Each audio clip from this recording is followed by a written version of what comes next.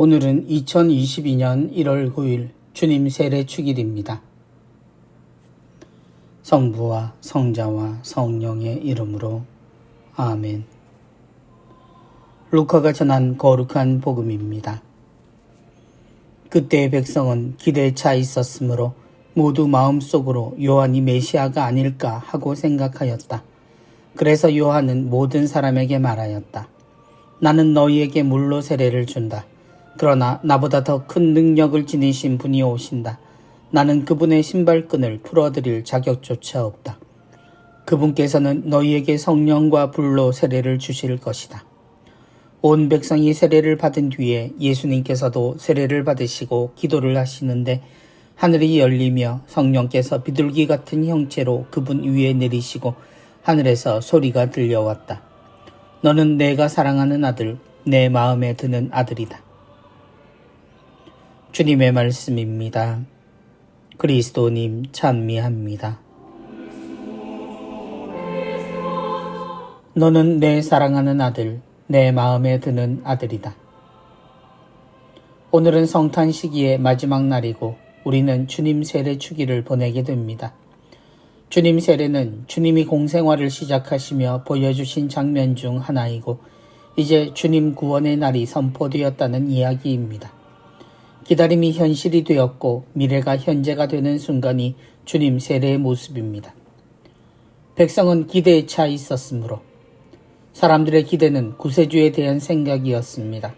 그리고 그 구세주는 예수님이 아닌 세례자 요한이었습니다. 그는 도무지 누구와도 혼동되지 않는 특출한 사람이었고 그의 시작과 내용 모두가 하느님 외에는 설명할 수 없는 사람이었습니다. 하느님의 뜻이라면 이라는 전제를 붙인다면 그 끝엔 세례자 요한이 나오는 것이 공식과도 같았습니다. 그 영향은 지금까지 우리가 받고 있을 정도로 말입니다. 그러나 나보다 더 큰 능력을 지니신 분이 오신다. 세례자 요한의 이야기에 우리는 당연히 그의 말이 옳다는 것을 알고 있지만 당시의 사람들에게 이 이야기는 대단히 놀라운 말이었을 겁니다. 그들이 생각하는 최고의 가치를 뛰어넘는다는 요한의 이야기였기 때문입니다. 그리고 그것에 대한 첫 기다림은 요한부터였을 겁니다. 그는 언제고 주님이 오실 것이라 기다리고 있었습니다. 자신의 위로 오시는 주님을 말입니다. 그것이 그의 예언이었기 때문입니다. 나는 그분의 신발끈을 풀어드릴 자격조차 없다. 신앙이 상대적일 수는 없지만 그럼에도 우리는 현실에서 늘 상대적인 입장에 서는 것이 익숙하기에 요한의 이야기 역시 주님과 자신을 상대적으로 놓는 표현입니다.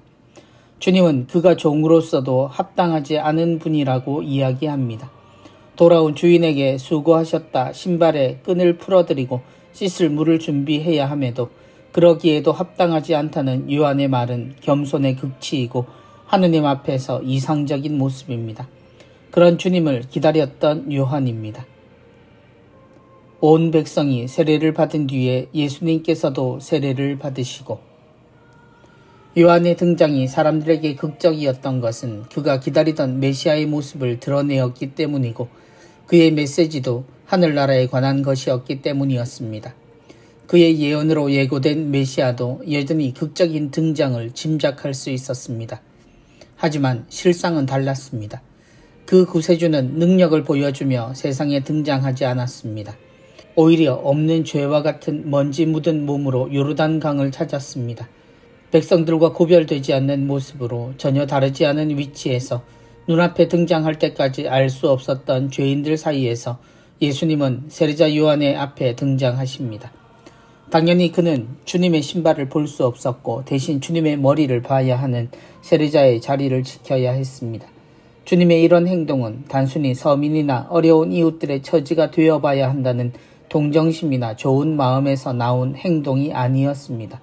왜냐하면 예수님이 진짜 서민이었고 죄인들과 같은 처지에서 나오셨기 때문입니다. 주님께는 보호막이 없었고 그분을 지켜줄 어떤 말들도 존재하지 않았습니다.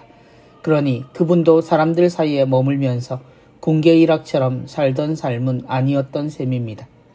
예언은 맞았으나 짐작은 틀렸습니다. 하느님의 약속은 어김없이 지켜졌으나 그 모습은 우리가 만들어낸 상상력과 반대였고 대신 반전이 아닌 진리였습니다. 모두를 구원하기 위해 능력자를 바라는 세상과는 달리 모두를 구하기 위해 모두가 되는 것이 하느님의 선택이었기 때문입니다. 어떤 이들은 주님이 먼저 죄인이 되셨다는 극단적인 표현을 쓰게 될지도 모릅니다.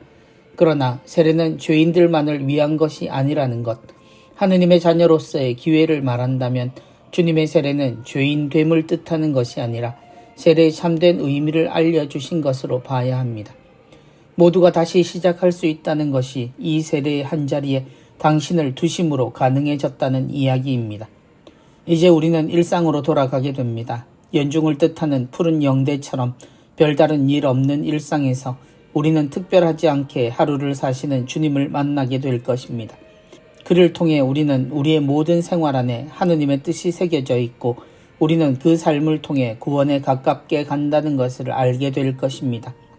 아직도 특별함을 찾는 이에게 주님은 언제나 특별하고 유일한 분이시지만 하느님이 사람이 되심은 그 특별함을 포기하셨음을 뜻하고 우리가 이곳에서 하늘로 향한 사다리를 타게 될 수 있는 길을 보여주셨으므로 특별함은 방법의 하나가 될 수도 없다는 것을 알아듣는 것이 중요합니다.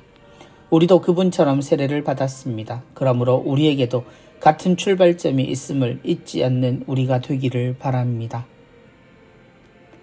성부와 성자와 성령의 이름으로 아멘.